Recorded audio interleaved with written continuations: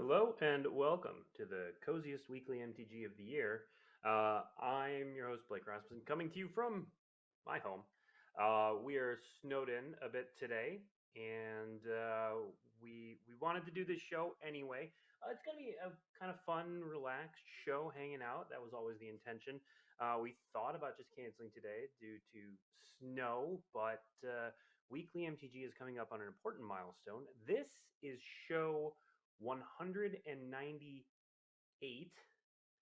And then the first two shows of the year on January 3rd will be 199. And then our 200th episode, where Steve Sunu, the original co host, will be coming back, is taking place on January 10th. And so we wanted to make sure that we did this show so that we still hit that important milestone. Also, I don't get to do these fun kind of hangout shows as much as I'd like. And since we're at my home and I have all my stuff here, turn the volume up. I can also talk a little bit into the microphone more. Hopefully that helps. So, what we're going to do is we're going to kind of hang out for the next hour. I've got my collection here, so I grabbed some of my favorite Magic things, and we'll talk about them and tell stories and chat. And then if you have random questions about kind of whatever, if I can answer them, I will. And we'll just hang out and do the last show of the year. Before we do that, a little bit of news.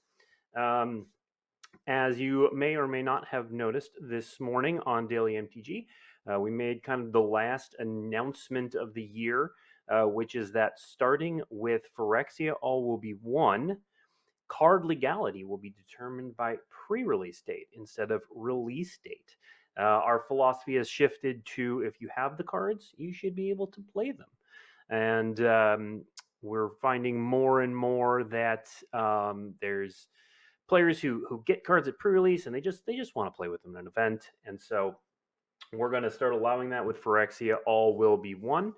That means that, practically speaking, for tournaments on February 3rd, Phyrexia All Will Be One cards will be legal. Now, we don't expect stores to go out and run a bunch of like modern and standard tournaments on February 4th featuring All Will Be One. But you know what? If people have a few cards and it's the Wild Wild West for a tournament or something, we think that's kind of fun. So that is happening with Phyrexia All Will Be One. And yeah, stay tuned for that. All right. Keep letting me know if the volume's low. I'll try to talk loudly. All right. So I'm just going to kind of run through some of my favorite things. Feel free to ask questions about them, about Magic generally, or whatever. Yeah, to answer the card, the Rhino art before the stream started is the Wizards Holiday card, Chaos Wrap. So I am going to start my favorite things by kind of walking through my Magic history. Let's see. Could you go into any detail with the WPN's exclusive secret layers? I can't. I don't have any additional information beyond what is in the article that went up today. How does that affect rotation? It means that card legality is pegged to pre-release date. So whereas rotation used to happen on release date, it will now happen on pre-release date. Why bother calling it pre-release at this point? Because it is pre-releases are still exclusive sale periods. I believe I may be technically saying something wrong, but this is the gist of it. Pre-release periods are still exclusive to WPN stores, to Wizards Play Network stores. All right. Okay, so my first favorite thing. So this is newly finished. This, as you may be able to tell, is my complete set of Ice Age. So Ice Age is the first set I started playing. My first product was an Ice Age starter. And I just kind of played it right out of box. It eventually split into two decks. One was black-blue, and one was red-green-white. You can tell which path I went down after that. But I'm not much of a collector of full sets. That's never really been my thing. But since in the past couple of years, once I realized how close I was to an Ice Age set and then an Alliances set, I actually finished my Alliances set which is this here. This is my alliances set. So I have a complete set of alliances. Alliances was my first set release. So I actually completed my alliances set first. You can see at the top there, Bolduvian Horde. I had at the time 2 Bolduvian Hordes, and Bolduvian Horde was seems laughable now, but at the time was like the chase card from the set, and I got 2 of them, and I played a red-green land destruction deck. And the 2 Bolduvian Hordes I have in here, the one at the top of the binder and then the one that's placed properly within the set, are the 2 original Bolduvian Hordes I had back then. So both of those are near and dear to my heart. They're the only complete sets that I have outside. We do get complete sets of the non-foil main set for releases as Wizards employees. So I do have those, but it's a little different than collecting it on your own. All right, I'll pause and answer some of these questions. Any discussion thoughts about a legacy council like the Pauper one? We've discussed it a bit internally, but I don't have any sort of news or traction on that. Any visual updates to Mitgo so it'll be closer to Arena or joining those 2 platforms together? So Magic the Gathering Online, Mitgo, is actually managed by another studio now. So we have a really close partnership with them. The individual who was managing a lot of that when Mitgo was a Wizards platform moved to that company as well, Daybreak. And so any questions about future Mitgo stuff would have to go to Daybreak. So joining the 2 platforms together is unlikely to happen. But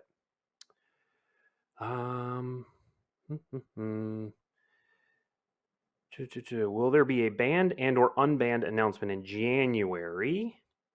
I don't have one on my radar right now. Nothing has been sent to me. I do think we do have, so the way the band announcements work, I can talk a little bit about that, is that we do, whenever there is an issue, there's a meeting.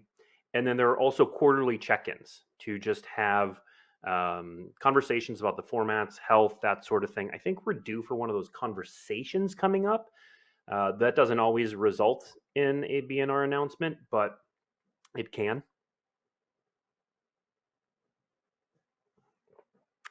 Is Ice Age your favorite counterspell art too? No. I'd have to think on what my favorite counterspell art is. You know what, I might be a counterspell art. Do I have it here? That'll lead me into my next favorite thing. So if you follow me on social media, you'll know that I play Canadian Highlander. And I played in an event this past weekend, and I split in the finals with the deck I'm holding in my hands. And I'm going to check and see what counterspell I have in it. And then I'll talk about the deck, too. I'll talk about a couple of my favorite decks, both in Canadian Highlander and Commander. Where is the counterspell in here?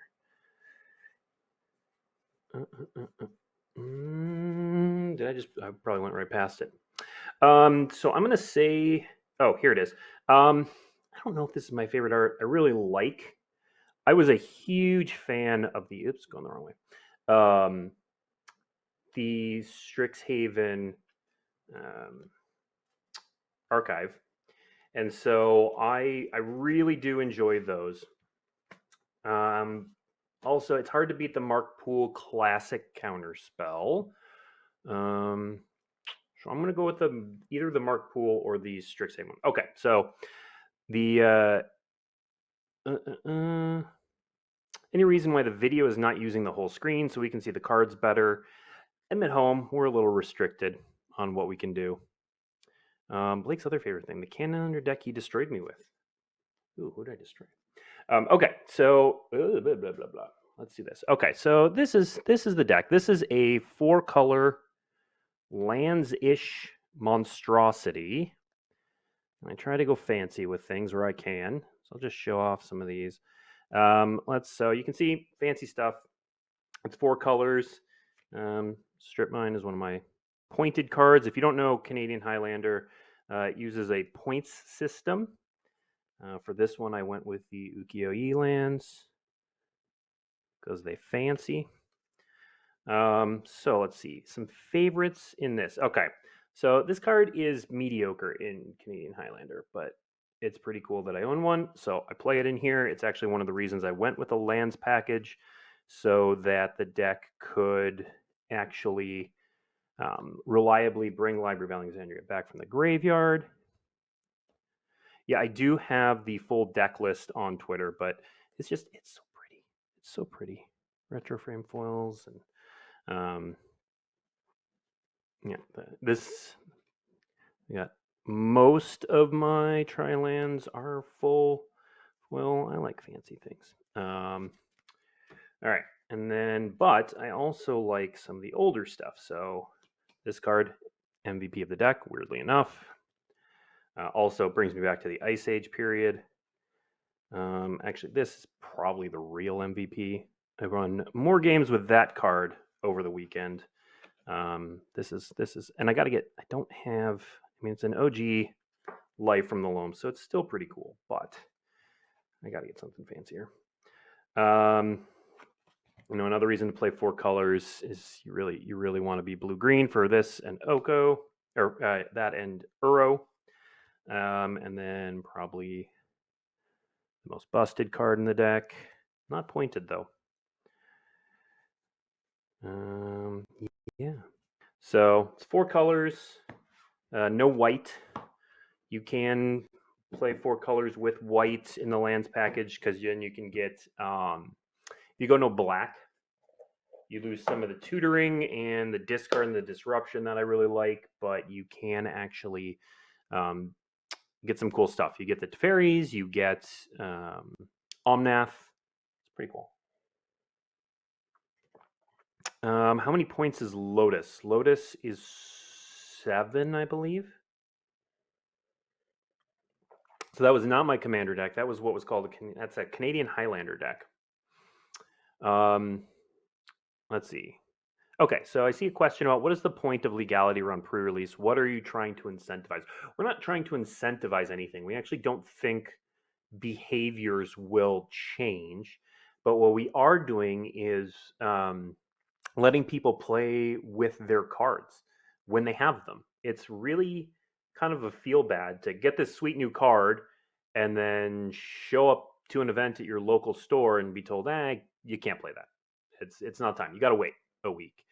And we've kind of always known that was a thing, but we were, attempting to preserve the sanctity of this pre-release weekend, which we still do want to preserve.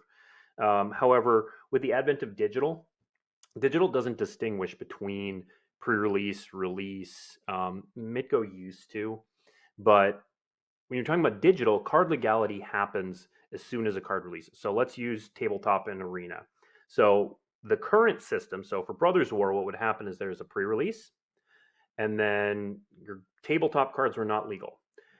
And then come Tuesday, after the pre-release, after pre-release weekend, pre-releases can technically be a little longer than that. After the pre-release weekend, cards released digitally, they are immediately available and immediately legal. So tournaments start firing digitally immediately on Tuesday. Meanwhile, tabletop, you got to wait. And that distinction is weird. And then Friday, global release cards are available. Tournaments can feature those cards. So we figured it would be easier and cleaner and also just nicer for players to line all of those things up. So as soon as they release in tabletop, you can play it. Now, we don't expect stores will start running events immediately. It's not like you're going to have a pre-release on Saturday and then a standard RCQ on Sunday. That's not a behavior we've seen. Most stores focus on pre-releases on pre-release weekend. Obviously, that's when a ton of people come out to play with the new set. So we expect that'll continue. But what it does mean is if players show up for a Commander event midweek, or a Canadian Highlander, or a Legacy event, or whatever a store is running on that given week, they can try out the new cards immediately. There's no need to make them wait. So we think it gives a little boost to stores, especially WPN stores. It's also worth noting that we are currently in the middle of a little experiment where at WPN stores, we used to restrict the amount and types of products that could be sold at pre-releases, and we've lifted that effectively. There's some nuance there, but effectively, um, for Bro, One, and Mom, you can buy anything at your local WPN store pre-release weekend. So um, while we're trying that out, we'll add this in, and we let people play with the stuff that they get. All right, let's see. Um, yeah, Zero was restricted back in the day. It maybe was missing the point. It was, to be fair, it was really good with balance. Now, balance was also restricted. Maybe balance should have just been banned, but anyway. Yes, point-based singleton. I'm kind of bouncing around here. That is what that means. There are no real events between pre-release weekend and release weekend the Friday after. That's correct. So that's why we don't think practically this is going to change anything. But if there are events, we do want people to be able to play with them. So I think the number of events and number of cards that will be featured in events in that week between pre-release and release is going to be small. But why wouldn't we allow, especially something like Commander? If there's a sanctioned Commander event, why wouldn't you be able to play with that? We do go from bro to mom. Dad is not next. Ivory Tower was once considered really, really good. I played a lot during that era. Ivory Tower was the bee's knees. But yeah, okay. So that was my favorite. Okay, we'll stick on the calendar deck. They want to know my points, and then we'll move on to Commander. I've also got some playmats that are cool that I want to talk to. Who is your favorite planeswalker? Probably if you're talking just character, it's probably Jace. But it's a little cheaty because my son's name is Jace. And so obviously that has a little special place in my heart. Every time we go to the Wizards of the Coast office and we see photos, I'm looking for the points cards in my calendar list right now. Photos of Jace, he's really cute, and he'll say, "Hey, that's me." Points, points, points, points, points. I have 4 Canadian Highlander decks, and I do have one of them is one of them is an Ancestral Recall list. One of them is a Mox list, because those are the things I own. I'll show those off too. Points, points, points. Fast Pawn not pointed anymore. Used to be. It is not anymore. I think that's all my points. 2, 3, 4, 7, 8, 9, 10. Yes, that's all my points. Okay, so my points in my 4-color Canadian Highlander deck are Dig Through Time. Vampiric Tutor. Vampiric Tutor is 2 points. Dig Through Time is 1. Crop Rotations 1. Strip Mines 3. Line of Alexandria is 1. Treasure Cruise is 1. Mana Drains 1. Were there any spoilers or previews for Phyrexia All of You? No, we're not doing any previews on this stream. This is the Good Times Hangout stream. Very, very little news except anything that I accidentally spill in response to a question. What's the deal with the epilogue boosters? We'll talk more about those in January. What are the mechanics that you like the most? Drawing card. Does drawing cards count as a mechanic? I'd say cycling and scry. They just make things flow smoothly, and they turn non-games into games, which I enjoy. Have I played Dan? Yes, yes. Actually, former co-host and 200th episode coordinator Steve Sunu has a Dan deck, and we have played, and it's great.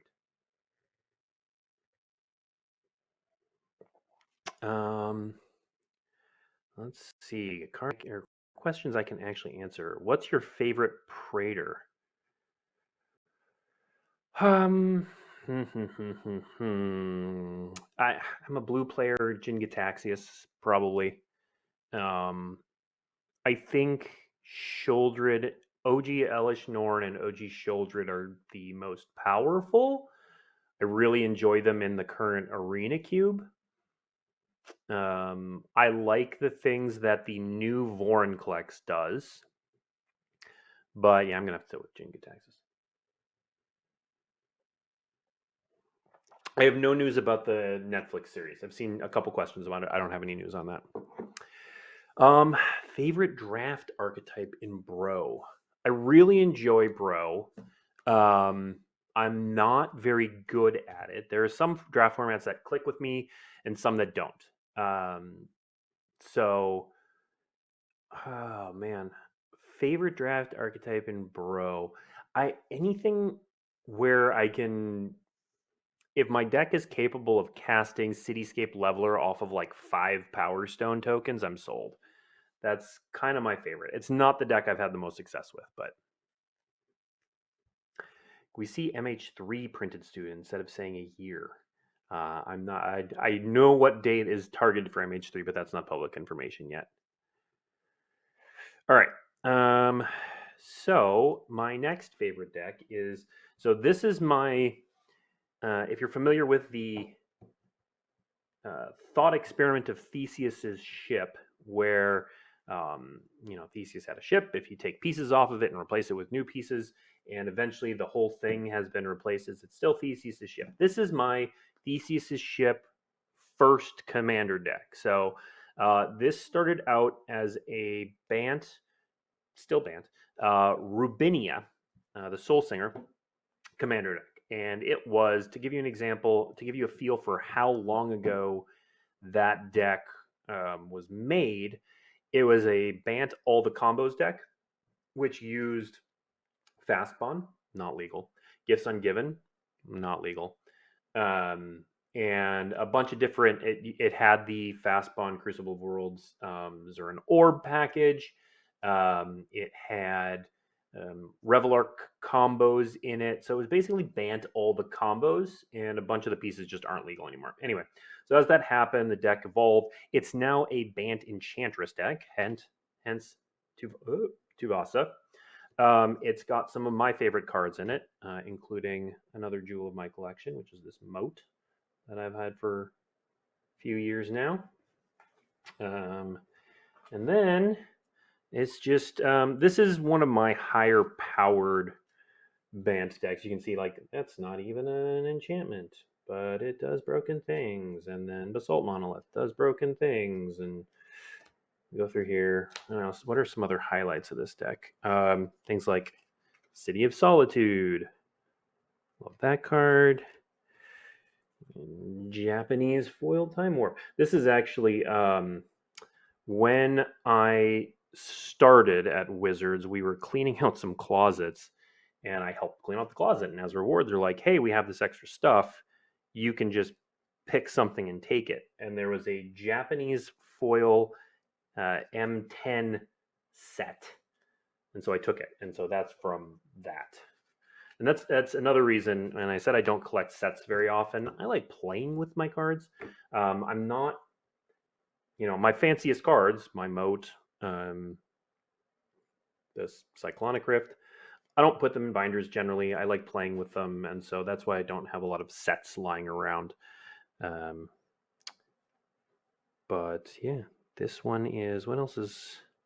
So the way this deck, it's an Enchantress deck, but I also have Doubling Season, plus Planeswalkers that do busted things with Doubling Season. So, but of course, I have all the Enchantresses. They draw cards. It's great. What else is in here? Yeah, and like I said, this one's high power, so this is my Italian Mana Crypt. Not even double sleeve. I'm not a double sleever. I'm not. I'm a pretty careful shuffler. This is one of my favorite doubling seasons finds in the deck. Now it's kind of mean. So that is Jace the Living Guildpact. Not a great card, generally speaking, but that ultimate there, which can happen immediately. Each player shuffles his or her hand. and graveyard into his or her library. You draw 7 cards. It's really mean.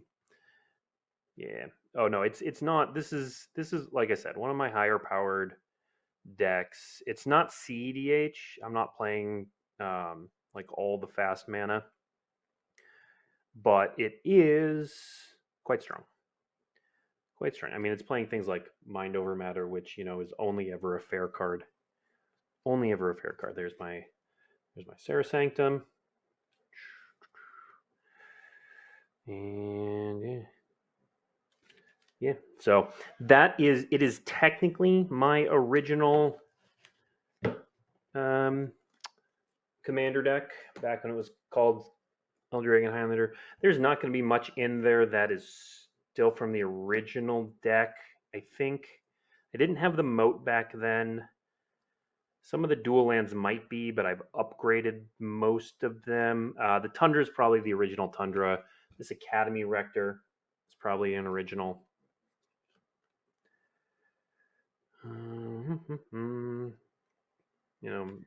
Oddly enough, I didn't get my Savannah until later. Anyway, that's probably my favorite commander deck. Let's see.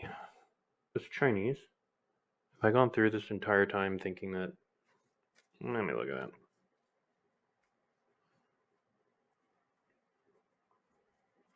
I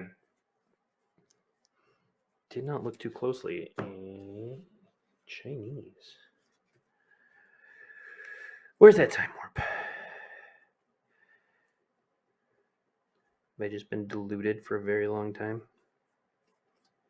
Where'd that time warp go? Okay, I should talk while I'm looking. Triple sleeping. No, that's not going to happen. Is there any chance for new infect cards? Maybe. Did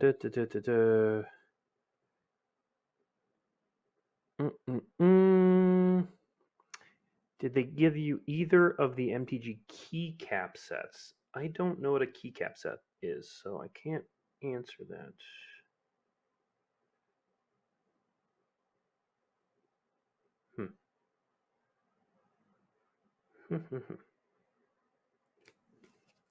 All right. We'll get into that later. So who's getting completed? You have to tune in to find out. What's your favorite preview so far? So if you're asking about Phyrexia, all will be one. What is it? I gotta remember what we've actually previewed so far. Even though I did the show, I also work on the preview plan, and so I bounce back and forth. I'm currently working on the March of the Machines preview plan, so I need to be very clear in my head about what we have and have not previewed. I'm just gonna look it up. I'm just looking it up. I'm gonna play it safe. We're gonna go check it out, and then I can answer that question. I will say, super excited for Phyrexia All Will Be One, having seen the whole set. Super excited for March of the Machines. March of the Machine, singular. And super duper excited for Lord of the Rings. That's kind of my excitement scale for the upcoming stuff we have. All right, first look at Phyrexia All Will Be One. I think I could remember all of these things, but it's been a hot minute. I just want to make sure. Honestly, it's kind of the treatments. That oil slick that we showed off is really cool. My favorite is probably the Ichor treatment for Phyrexian Obliterator. Phyrexian Obliterator, I wouldn't say it's one of my favorite cards. I've played it, but I'm not someone who plays with cards that just attack and block, generally speaking. But Phyrexian Obliterate, that art is so amazing. It's really cool. All right. Were you always such a likable guy? Oh, well, first of all, thank you. I'd like to think so. Maybe. I have been. It's not. It's commonly known that I was born 40 years old. So I wouldn't say my personality has gone through like super shifted upheavals in that sentence sort of makes sense. When did I start playing Magic? Ice Age. Yeah, so one of my favorite things, the Ice Age set. The Ice Age set. So yeah, I started playing with Ice Age. I was 13 years old. You can probably do the math, but you don't have to because I'm 40. Thanks, Steve. Still no info on Arena on Jumpstart 22. The info is that Jumpstart 22 is not coming to Arena as of now. Obviously never say never, but it is not planned to show up on Arena. Well, thanks everyone. This has just become an appreciation stream. I like that. You know what? I appreciate you all. So I will show you two other of my favorite things. So I mentioned I had an Ancestral Recall and a Mox list. And this, I'm going to show you two cool things in this binder. So I have 4 pieces of power. That's as far as I've gotten so far. So the Sapphire is the newest acquisition that I traded for. I love the Ancestral. The Time Twister's beta. It's a little beat, but it's still pretty cool. Time Walk is my next target. We'll see. Also in this folder, so I started this. It's fallen off a little bit because it's hard to stop by Magic stores when you travel with 3 kids. And also, the pandemic, so we haven't traveled as much. But basically, after my wife and I met, I started getting a Magic card in all the places we went to that sort of represented it. So this first one, it's a little shiny. It's hard to see. We went to Verona, and we were there, and we were wandering around, and we just ran into this little Magic shop. Verona might sound familiar from Romeo and Juliet, and so I got an Italian antiquities Mishra's Workshop, which is just super cool and random.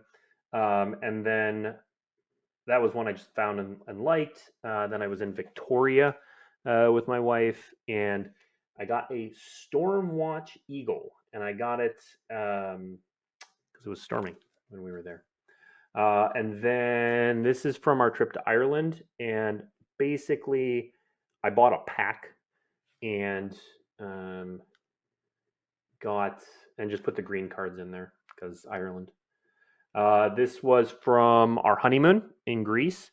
It was kind of funny again. I bought a pack of Journal Masters, and it was kind of funny because we ran into this couple who we made friends with, and then we got back to Athens, and I made us walk all over Athens until we found this card shop so I could pick up a card.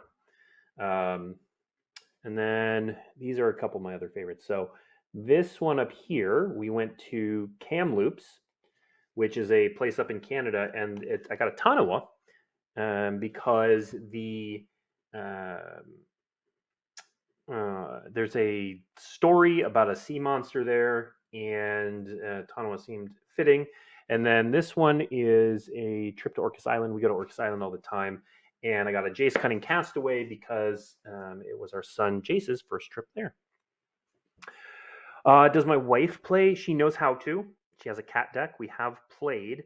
It's not to the same extent, obviously, that I do, but she loves me, and so she plays. And she does enjoy it. She enjoys it more when we're playing with the Danners, friend of the show, Elena Danner. So that reminds me. So this is actually my wife's. So this is my wife's collection of signed Elena Danner cards. So I'm not sure if we're 100% up to date, but this is basically all Elena Danner cards that have ever been printed.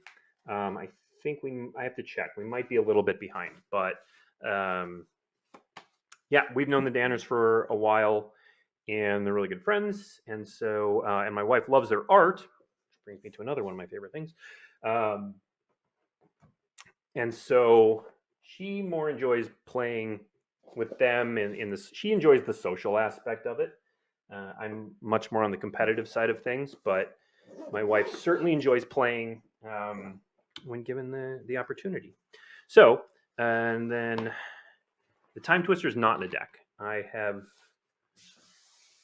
thought about it and looked at several ways to do it. I've thought about trying to combine it with Narset and stuff like that. But okay.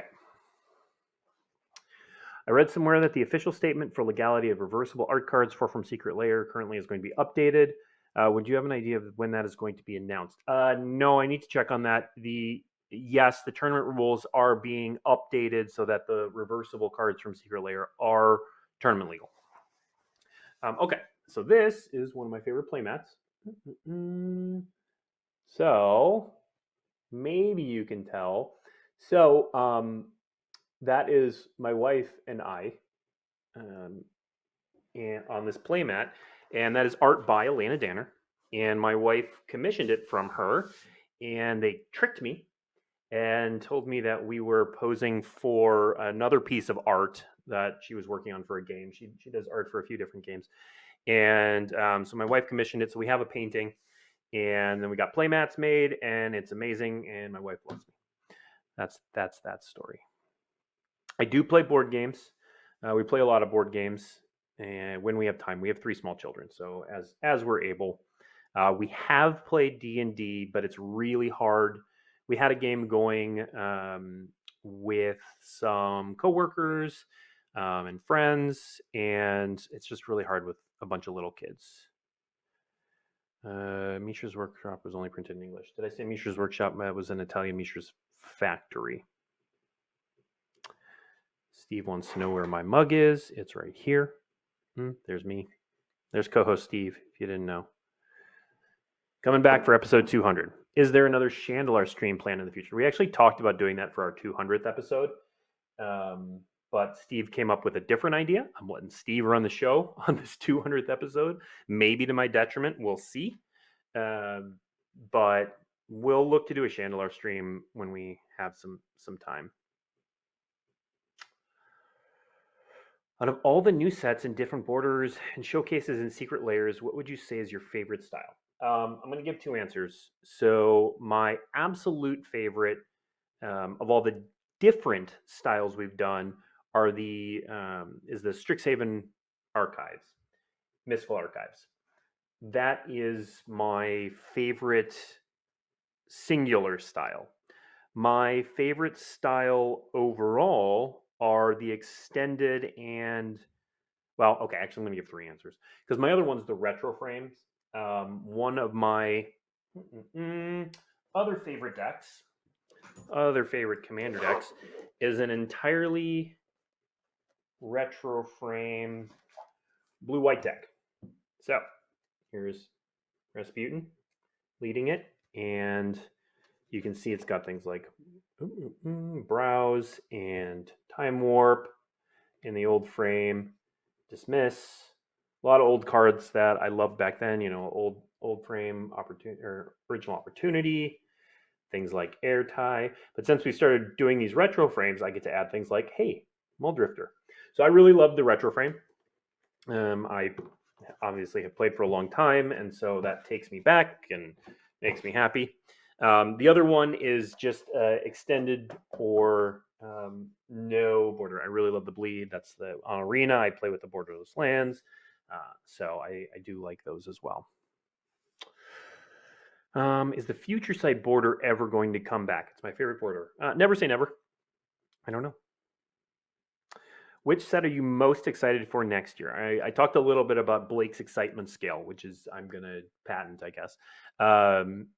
Right now, top three in order of increasing excitement is 1, March of the Machine, Lord of the Rings. That just happens to be the next three sets that we're releasing. I'm so excited for the Lord of the Rings set. It's so freaking cool. And I can't wait to start talking about that one. We've got a little bit of time on that one until we start talking about it. But and I'm just starting the preview planning for March of the Machine, and that set's so good. That's so good. Do you all ever do live games on the stream here? We have.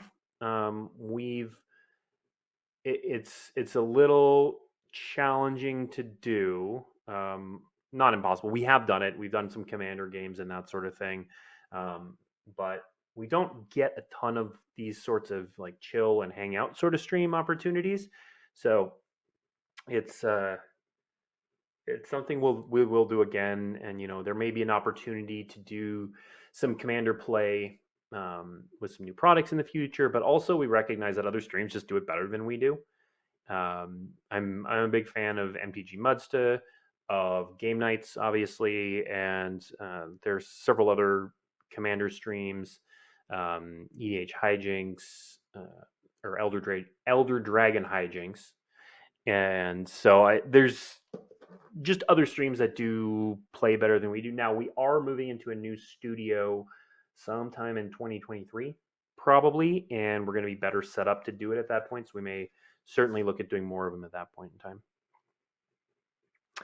All right, let's see. I'm going to run through some of these. I'm falling behind on questions. Great questions. Favorite card with snow or ice in the name or art? I mean, Icy Manipulator is the first one that comes to mind just because it's a classic. And even though everybody loves the Ice Ball art, I have a special affinity for the Ice Crank art from Ice Age just because that was the first one. Is Lord of the Rings MH3? No, it's not. It is a Lord of the Rings set that is modern legal. Can you say anything about the Doctor Who tie-in? No, I can't actually. It's great. I'm not super familiar with Doctor Who, but I'm not making the set. Gavin Verhey is, and Gavin Verhey is the Doctor Who-iest person I know. So it's in good hands. I will say that. Blake, have you conquered your fear of the sea yet? No. Did you have a phase where you were super spiky? Yeah, I'm still pretty spiky. It's just I'm competitive in most games and competitions. My spikiest Magic period was probably around college and just after.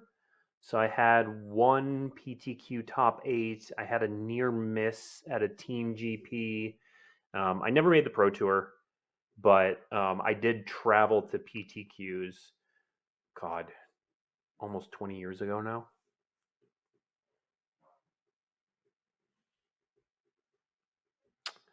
Can we expect the same power level of cards from Lord of the Rings than what we would see in a modern Horizons set? I am not an expert on that set. I would say probably not. That's not the emphasis. The reason Lord of the Rings was not originally. Let's see. Lord of the Rings is modern legal because it's so cool, and we want as many people as possible to play with the set. It is not modern legal because it was designed specifically for modern, I guess would be the way to put that. It was not like we set out to make Modern Horizons 3 and skin it with Lord of the Rings. We set out to make the best Lord of the Rings set possible, and it's a really good Lord of the Rings set. And when we realized how good it was, we wanted as many people as possible to play with it, and so we made it modern legal.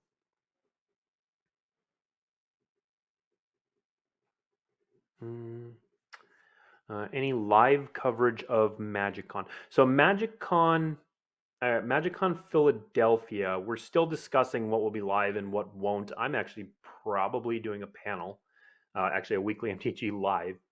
I mean, they're live already, as you can tell, but weekly MTG in person, maybe. We're doing one of those panels at MagicCon Philadelphia. We're talking about what's live and what's not. Now, what will be live at the MagicCon is coverage of Pro Tour Phyrexia All Will Be One. What do you think is the most powerful set coming up from the three? I don't know. I've not looked at the card file for Lord of the Rings in that light, so I don't know. I honestly don't know. Any plans to reprint Allied Fetchland soon? It's not something I could answer if I wanted to. Favorite 2023 sets? Yeah, Lord of the Rings. Any chance of another Magic Cruise? I don't know. That wasn't put on by Wizards of the Coast. That was put on by an external group. So I'm not sure. Is the Magic Final Fantasy a 2023 or 2024 release? I don't actually know off the top of my head. Will Sam's pony need to be routed for power level concerns? Maybe. Probably not. We don't. I shouldn't say we don't do that. Is Lord of the Rings only a commander set? No, Lord of the Rings is a full booster release that will be modern legal as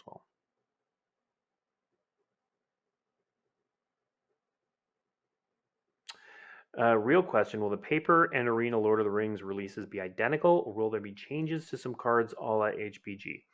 I'm trying to remember what we've said publicly on that.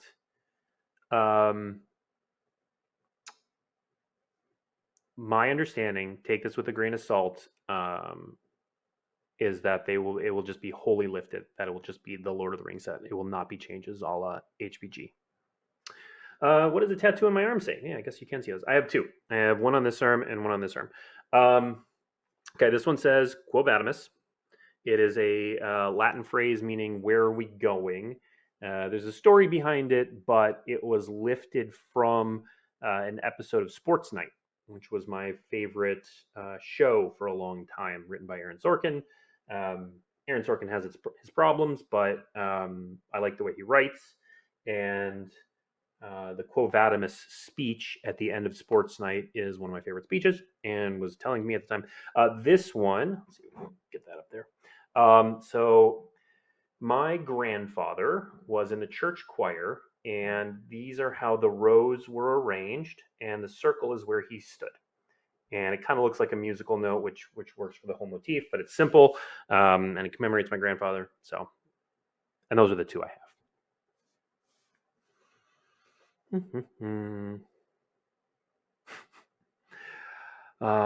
Do I pay the one? Yeah, pretty much always.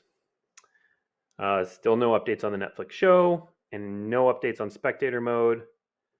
I'd seen on the blog of Morrow that normally there should be no change. Yeah, Lord of the Rings, I'm fairly certain. Again, grain of salt, because I'm working with no net here.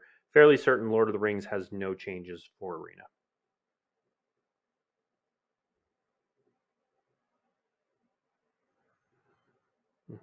All right, let's see. We've got 13 whole minutes left.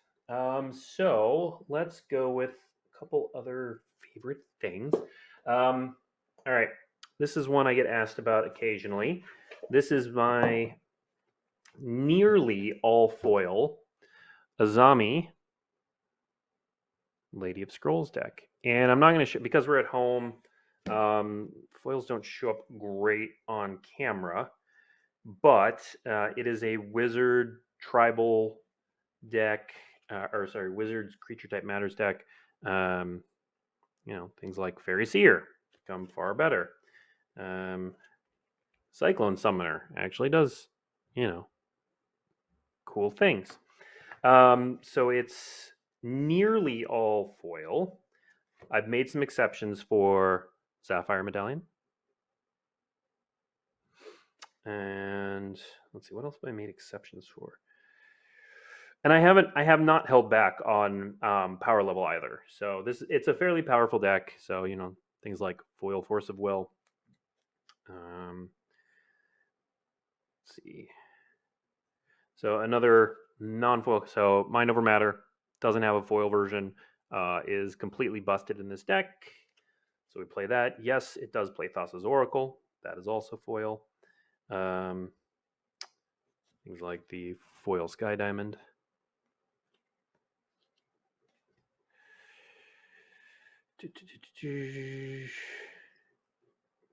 Yep. Let's see. Are there any other sick foils in here? Foil Mana. Let's see. Foil Ancient Tomb, foil Chrome Mox, foil Future Sight. It's pretty sweet. All the foil islands. I want to change out the foil island. Anyway.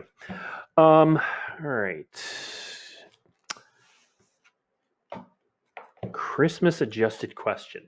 Favorite elf? I actually do have an elf deck, but I'm going to go old school and say Priest of Titania. Will Commander ever come to Arena? Never say never, but it's not on the current roadmap that I've seen. And again, keeping in mind, I deal with Arena when things are about to become public, not their long-term roadmap. Any updates being able to set a default land style in Arena? I don't have any updates on that. I know that some of the recent tech they've rolled out is to move in that direction, but I don't know anything beyond that. Any discussion about initiative cards in Eternal formats and issues with power level? Um, we have not. So I'm sure the studio has talked about initiative cards in Eternal. So I have not had any of those conversations. So I can't speak to any sort of official position of the studio. I'll talk about it from Blake Rasmussen, Magic player's position, which is that initiative cards are not a power level issue. What you've seen with the white decks that use initiative cards, these are 3 and 4 mana white creatures, generally speaking. And what they do is they let the white deck win faster and in different ways. Now, I'm also not a legacy player, so super grain of salt and all that sort of stuff, but it's really hard for me to look at a format that has Brainstorm, Force of Will, um, Swords to Plowshares, and all the dual lands and say that initiative cards are a power level concern and more that they are different and they shake up the format.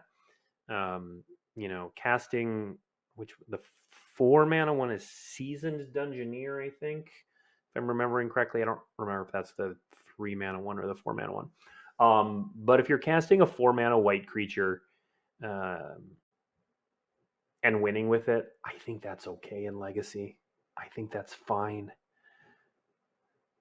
But again, that's Blake's opinion, not Wizards of the Coast's or the studio's opinion. Favorite basic land art. I like the Cup Island a lot. It used to be pretty clear for me. Like, I love the Cup Island. I love the Mark Poole Island. I love the Lightning Plains. Two of those got reprints in Dominaria Remastered, by the way. And I got to see some of those cards in person yesterday. And Dominaria Remastered is up there on the excitement level for me as well. Really cool. So I'm going to save those for now. Any info about Magic Con in Europe, location and dates? That is near finalization. Everybody's out of the office, basically. So we don't have that exact info right now, but that is coming very close. When will Dreadbore be released on Explorer? I don't know. When will Legacy come to MTG Arena, like a Legacy mode? Probably not anytime soon. Will Arena come back online soon? I didn't realize I was down. I've been here doing this or watching children because we're at home. Okay, this is a good question. Better question is why make all of these cards eternal legal? Like, really, we need special products pushing boundaries, but not eternal. Unglued cards should not be legacy legal. It's just out of place. Legacy is a format where you can play anything that's not banned. So to say these cards are out of place feels more like wanting to keep the format as it is and not speaking to the definition and the spirit of the format. A lot of players out there, whether they play in sanctioned tournaments or not, do abide by one format or another's ban list. Now, if you just want to say, I want to play with whatever, a lot of players will look at the legacy ban list and say, okay, you can play whatever, but let's ban these cards. When you're not playing in sanctioned tournaments, these legality things are guidelines and they are ways to help people level set what is and is not legal. And so, legacy legality and commander legality are very similar. So I would challenge that it's out of place, certainly philosophically. Whether or not it's out of place aesthetically, that's sort of subjective and not something I think that the game rules should be affecting. Wasn't MTG Arena supposed to be on Steam by now? I don't remember. Favorite draft or cube set? The original Modern Masters.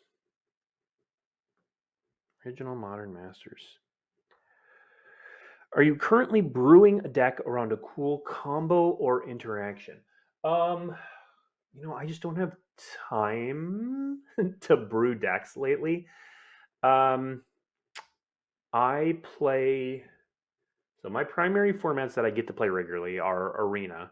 I don't get to play Paper Magic a ton. I do, you know what? Mentally, I have been brewing a sort of brewing isn't even the right word because Ben Wheeler played these lists a couple months ago, which is what piqued my interest. But like Goblin Welder, sort of artifact based, um, semi combo-y, but not all in artifact decks for Canlander. That's where my head's currently at. But it's even then I saw Ben Wheeler playing with and I was like, oh, that's cool. I want to do that. So I don't currently have a cool combo or interaction. My brewing time is just a lot less than it used to be. I built several brawl decks to meld Urza, I guess is the closest. Favorite border, old, modern, or specific secret layer types. Retro frame, no border, and what you call it, the archive from Strixhaven. Okay, I've only got about 4 minutes left, so I'm going to try to run through whatever questions I can, and then call it a week and talk about what is coming up. Do I know when the next BNR will be announced? We do not have one on the calendar currently, even internally. When is Goblin Recruiter being unbanned in Legacy? Man, I hope never. I know you want to talk about power level concerns. I lost actually to Goblin Recruiter in Canadian Highlander, not this past tournament, but the one before it. That card's just so good. And there have been cards printed since then that make Recruiter even better. So I don't know about unbanning Recruiter. Recruiter is a one card combo. Do I like the art of the Just Add Milk Secret Lair? I do. All right, what's the holiday schedule for Wizards looking like? When will you guys be back? Great question. So a lot of people have already started taking off work. The office is closed next week. Weekly MTG will be off next week. We will be back January 3rd with our 199th show. That is the one where we will unbox Dominaria Remastered. We're going to do that on January 3rd. January 10th is our 200th episode. I know a little bit about what Steve Sunu has cooked up for that, but not a ton. So that's our schedule there. And then January 19th is kind of the real kickoff of the new year. That is the debut day for Phyrexia All Will Be One.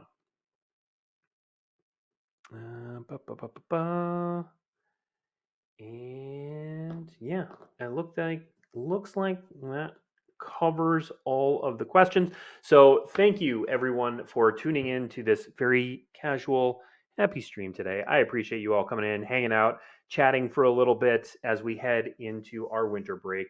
We are going to be back, as I just said, January 3rd. Same magic time, same magic channel, and all that jazz. With the Dominaria Remastered opening. And then don't forget that Dominaria Remastered releases January 13th. Really cool set, tons of retro frames. Like I said, I got to open some of that yesterday and check it out at the office, and it's a really cool set. So we're going to open that on January 3rd and talk about it. January 10th, Weekly MTG's 200th episode starring Steve Sunu coming back for a guest appearance. And then January 17th is the big debut and kickoff for Phyrexia All Will Be One. Thank you everyone for tuning in. I've been Blake at home. We'll see you not next week, but January next year. We'll see you next year. That could have been so much smoother. See you next year, everyone. Bye.